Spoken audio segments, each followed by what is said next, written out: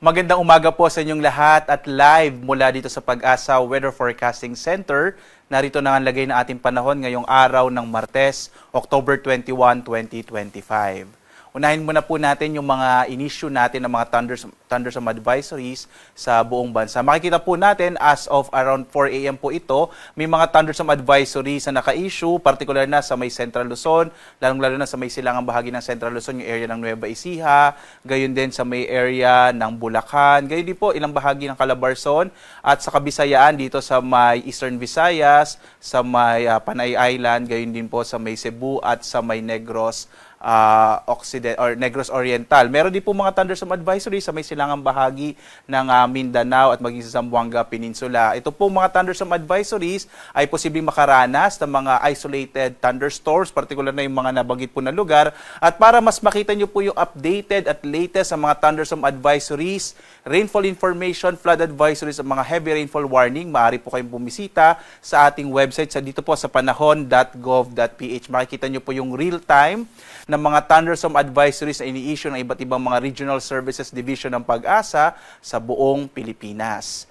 At sa ating latest satellite images naman, makikita po natin itong bagyong Ramil, may international name na si Fengshen, ay huling namataan 795 kilometers kanluran ng Lawag City sa Ilocos Norte. Nasa labas na po ito ng Philippine Area of Responsibility at patungo sa may bahagi ng Vietnam.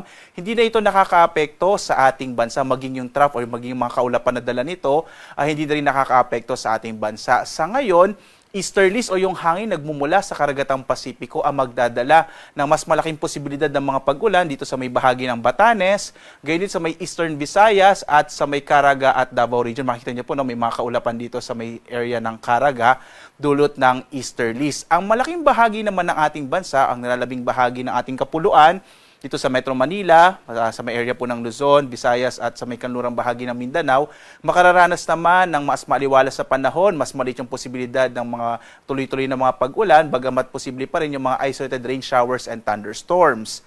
Sa ngayon nga, wala tayong namomonitor na anumang low pressure area sa loob at labas ng Philippine Area of Responsibility, kaya posible po medyo maliit yung pagposibilidad na magkaroon ng bagyo sa mga susunod na araw.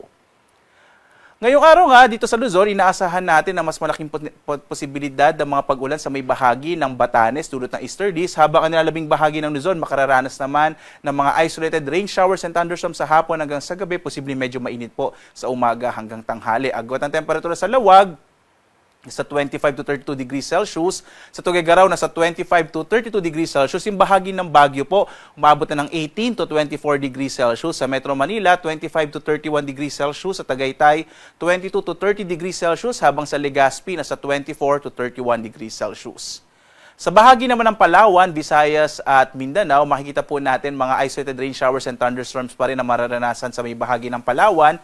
Sa Calayan Islands, 24 to 31 degrees Celsius, habang sa Puerto Princesa, 24 to 31 degrees Celsius ang agwat ng temperatura. Mas malaking posibilidad naman ng mga pag-ulan sa may Eastern Visayas, dulot ng easterlies. Habang ang nilalabing bahagi ng Kabisayaan, makararanas naman ng mas maliwalas sa panahon na may mga localized thunderstorms sa hapon hanggang sa gabi. Agwat ang temperatura sa Iloilo, 25 to 31 degrees Celsius. Sa Cebu naman, 26 to 32 degrees Celsius. Habang sa Tacloban, 25 to 30 degrees Celsius. Sa may silangang bahagi din po ng Mindanao, mas malaki yung posibilidad ng mga pag-ulan dulot ng easterlies, partikular na sa Caraga at Davao Region. Habang ang nalalabing bahagi ng Mindanao, makararanas naman ng bahagyang maulap hanggang sa maulap na kalangitan na may mga pulupulong pag-ulan, pagkidlat, pagkulog. Agwat ang temperatura sa Zamboanga, nasa 24 to 33 degrees Celsius. Sa Cagayan de Oro, 24 to 31 degrees Celsius. Habang sa Davao, nasa 26 to 32 degrees Celsius yung agwat ng temperatura. Sa lagay naman ng ating karagatan, makikita po natin na moderate to rough or katamtaman hanggang sa maalon na karagatan na mararanasan, partikular na sa may extreme northern Luzon, kaya iba yung pag-iingat po. Bagamat sa ngayon nga, wala tayong nakataas na gale warning sa anumang bahagi ng ating bansa. In general po, banayad hanggang sa katamtaman na magiging pag-alon ng ating karagatan dito sa ating bansa. Narito naman ating inaasang magiging lagay ng panahon sa mga susunod na araw. Makikita po natin bukas, araw ng Miyerkules, posible pa rin ang maulap na kalangitan na may mga pag-ulan sa may bahagi ng eastern section po ng Mindanao. Pagdating ng Huwebes hanggang Biyernes, posible po na magsimula ulit yung northeasterly wind flow. Sa ngayon po, minomonitor natin, posibleng this week or next week ay magsimula naman po itong amihan. Normally po kasi, ang amihan nagsisimula po yan magandang towards the end of October hanggang first few weeks of November. Pagdating ng araw naman ng Sabado, posibleng makaapekto ulit ang easterlies dito sa may silangang bahagi ng Mindanao at maaaring magdala ng maulap na kalangitan na may kalat-kalat ng mga pag-ulan, pagkidlat, pagkulog. So yan po yung maaaring maranasan towards the end of the week, pagdating po ng weekend.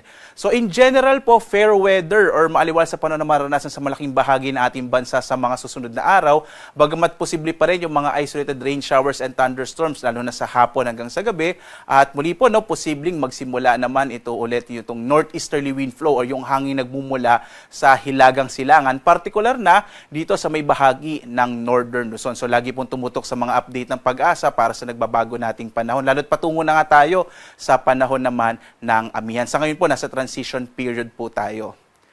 At ang ating araw ay sisikat mamayang 5:49 na umaga at lulubog, ganap na 5:33 ng gabi.